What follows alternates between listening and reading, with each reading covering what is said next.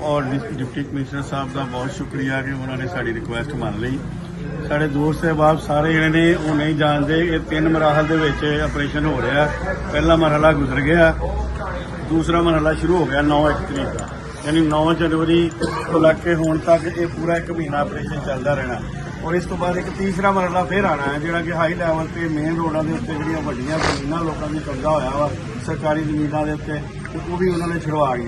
यह हुकूमत पंजाब का बेहतरीन इकदाम है कि जिथे जिथे भी नाजायज तजावजात है खत्म किए जान ताकि जोड़े लोग हकदार है उन्होंने मिल जाए, सरकार के कब्जे च सरकारी जमीन आ जाए।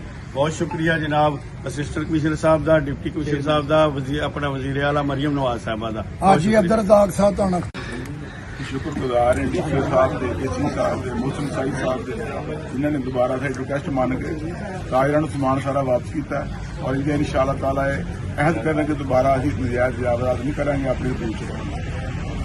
लीडर बाजवा साहब का शुक्रिया अदा करनी है जिन्होंने अच्छी कबीना बनाई है, अच्छी इंतजामिया बनाई है, अच्छे ताजर बनाए ने, मुखलस बनाए ने, इन्हें कोई कब्जा ग्रुप नहीं है, सारे मजदूर ने, सब कारोबारी ने। जनाब ने लीडर को खुश आमदीद करना, इन्होंने मैं सलाम पेश करना वा। इन्होंने उत्ते हथ रखे, इन्होंने कंधा भी चुभे तो भज के आवे।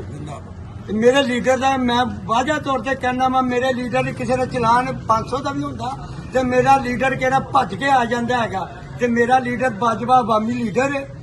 दुनिया गल्लां करती रहती है, कईयां नूं मां बादी, कईयां नूं नरोए, कईयां नूं मां बादी, कईयां नूं नरोए, कईयां नूं बाजवा साहब रात नहीं आते, कईयां नूं रात आते ने। ते इंशाअल्लाह ताला असीं उधर लैना रब कोलों। ते मैं अपने लीडर नूं केड़ा कहंदा सी मैं खूबसूरत बाजार बनाना, इंशाअल्लाह ताला पूरे उहदे ख्वाब पूरे होणगे। ते इंशाअल्लाह ताला इन्हां नूं मैं सलाम पेश करना।